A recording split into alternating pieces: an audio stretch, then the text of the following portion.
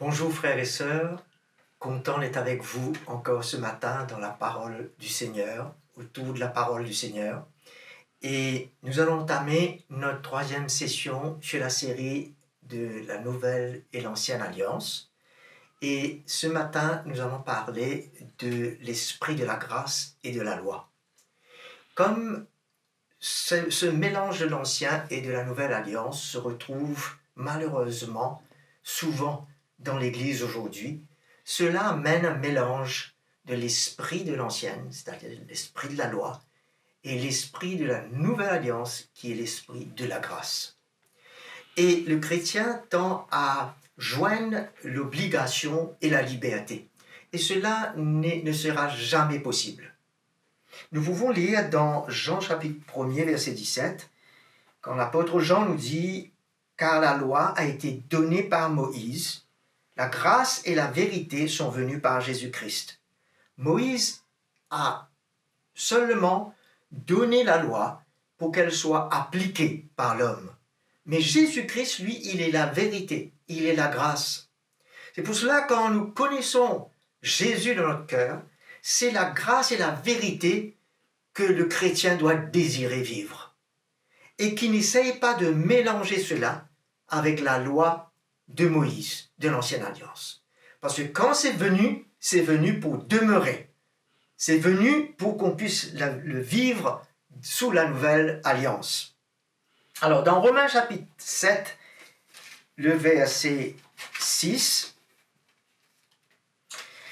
la parole nous dit « Mais maintenant, nous sommes dégagés de la loi, de l'esprit de la loi. » Non seulement de l'application de la loi, mais l'esprit qui régnait sous l'Ancienne Alliance, qui mettait dans l'homme une certaine exigence et obligation. C'est ça que nous appelons l'esprit de la loi. Car nous sommes morts à ce qui nous tenait captifs.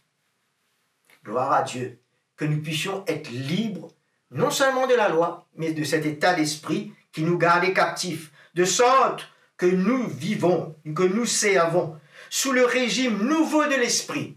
Quelle victoire, quelle grâce! Et non plus sous le régime ancien de la lettre qui dominait sur l'homme. C'est pour cela, frères et sœurs, quand nous lisons ce verset, nous réalisons que cette ancienne alliance a disparu. Nous avons vu cela dans les sessions précédentes.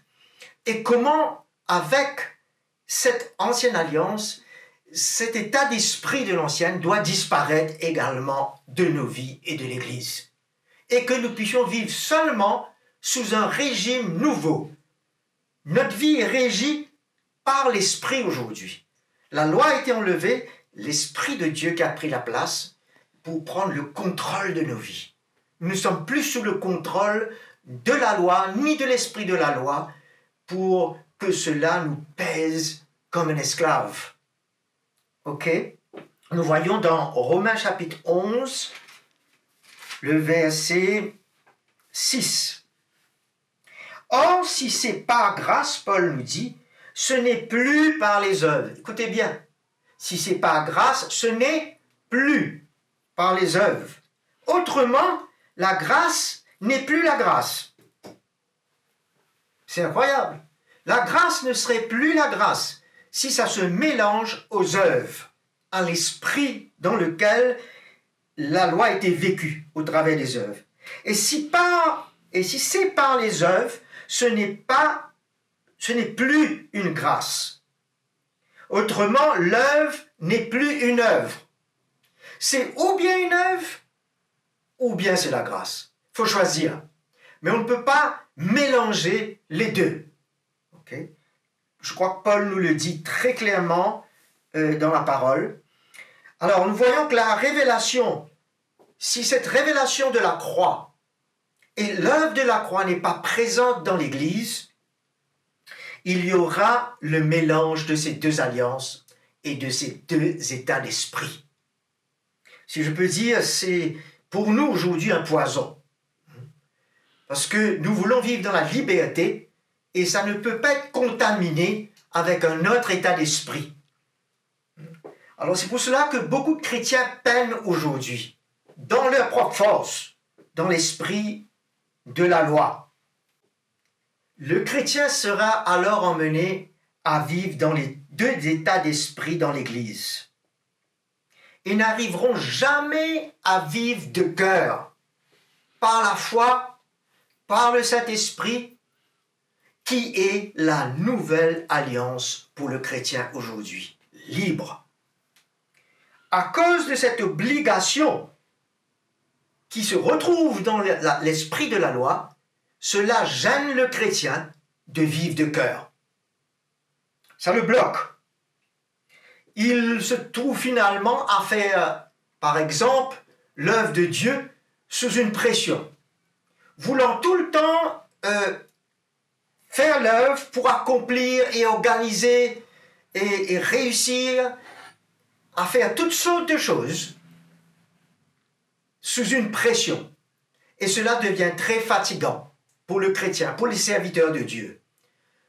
Le Seigneur veut nous dégager de cette pression, frères et sœurs, afin que nous puissions faire son œuvre librement en écoutant le Saint-Esprit sous un régime nouveau. Nous voyons que aussi dans la famille, on peut mettre la pression sur notre conjoint, sur nos enfants. Je me rappelle à l'époque que je mettais énormément de pression sur mon épouse pour qu'elle vive, comment dirais-je, selon mes termes dans l'esprit, ainsi que mes enfants. Et cela causait beaucoup de troubles. Elle me disait déjà, je veux respirer un peu. Comme quoi, l'esprit de la loi ne permet pas de pouvoir se sentir à l'aise. Ça restreint l'autre. Ça le met dans une boîte. Et le chrétien ne peut pas être mis dans une boîte. Jésus est venu nous libérer de l'esclavage. Nous ne pouvons pas entrer de nouveau sous l'esclavage de l'esprit de la loi. Nous pouvons voir aussi la pression des hommes que les hommes peuvent mettre sur le chrétien pour donner. Ils se sentent dans l'obligation de donner. Et ça, c'est par l'esprit de la grâce. La parole nous dit dans 2 Corinthiens chapitre 9, verset 7, que nous pouvons donner selon ce que nous avons résolu dans notre cœur.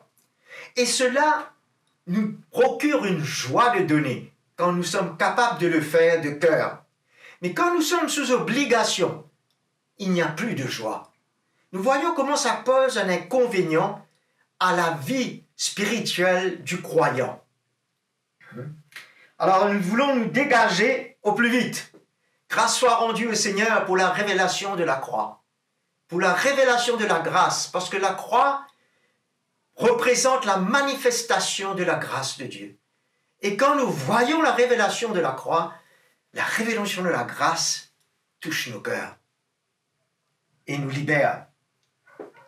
L'esprit de la loi aussi pousse le chrétien à vivre selon des principes et des techniques.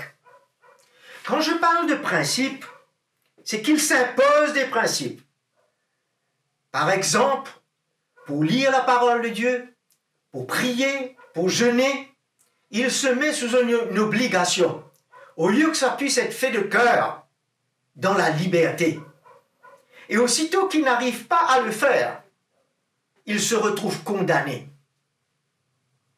Et sous une pression. Nous avons quitté nos œuvres du passé. Il ne faudrait pas que nous rentrons sous d'autres œuvres aujourd'hui pour que ça nous pèse de nouveau. Mais bien entendu, il y a une différence entre l'esprit de la loi et la discipline. Sous la grâce, nous sommes appelés des disciples parce que nous sommes capables par l'Esprit de Dieu de nous discipliner. Nous sommes capables de nous discipliner pour lire la parole de Dieu, pour passer du temps avec le Seigneur. Parce que nous savons que cela sera bénéfique. Et c'est dans un repos que nous venons devant le Seigneur et non par une obligation. Alors le chrétien doit vivre ce repos de plus en plus dans sa relation avec le Seigneur et bien entendu avec les autres. Nous verrons dans un moment. Nous pouvons aussi non seulement nous imposer des principes comme nous avons vu, mais d'appliquer des techniques. Il y a un courant de pensée dans l'Église, il y a eu aussi, depuis très longtemps, où nous voulons établir des étapes pour, par exemple, 5 étapes pour mieux connaître Dieu, ou 3 étapes pour avoir plus de foi.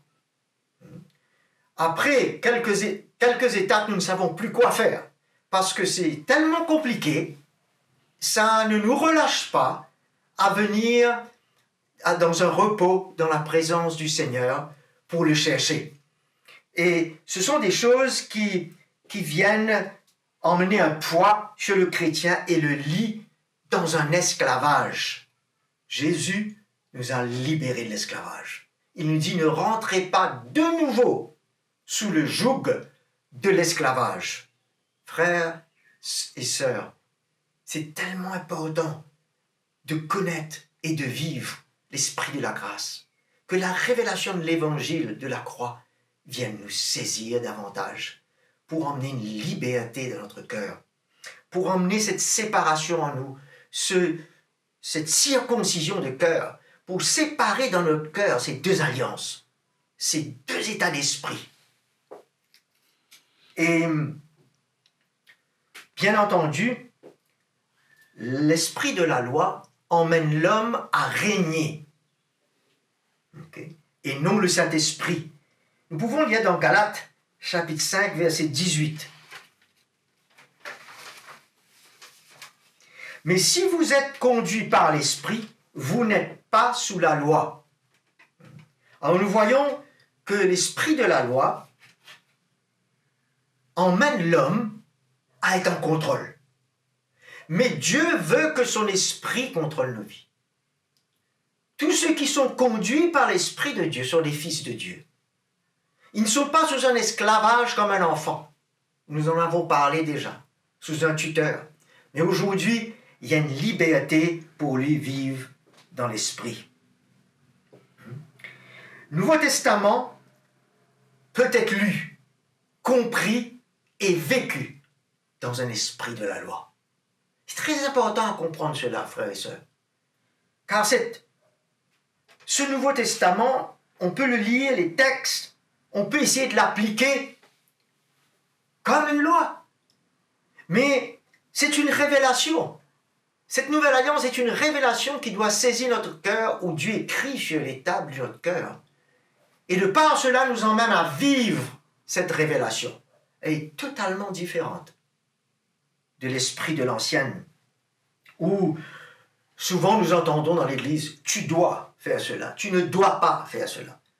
Au lieu d'entendre, si tu le désires, si c'est selon ton cœur, par la foi, par le Saint-Esprit. C'est là où nous voyons où se situe le chrétien dans son cœur. S'il est marqué par l'Esprit de la grâce ou s'il vit par une exigence de l'Esprit de la loi. Quand nous parlons de vivre de cœur, selon son cœur, Paul nous dit dans Galates chapitre 5, verset 13, « Frères, vous avez été appelés à la liberté. Seulement ne faites pas de cette liberté un prétexte pour vivre selon la chair, mais par amour, soyez serviteurs les uns des autres. » Nous voyons que tout doit être soumis au contrôle de l'esprit, à la volonté de Dieu. Pas selon ce que nous désirons, nous voulons, quand nous voulons. Vivre de cœur, c'est vivre selon le cœur de Dieu, selon la volonté de Dieu. Alors, l'esprit de la loi, définitivement, emmène l'homme à contrôler, à dominer sa propre vie et la vie des autres.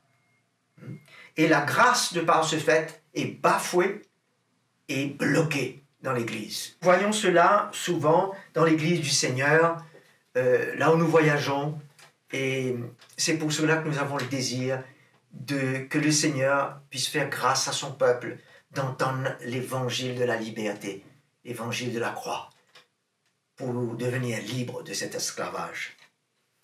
L'esprit de la grâce, par contre, va ouvrir une porte à la relation et à un rapprochement de cœur dans l'Église. C'est là où les frères et sœurs pourront espérer pouvoir vivre un esprit d'équipe, pouvoir travailler ensemble. Parce que l'esprit de la loi juge, ça repousse, ça n'accueille pas. Mais l'esprit de la grâce rassemble et rapproche les cœurs pour que l'équipe travaille volontairement ensemble.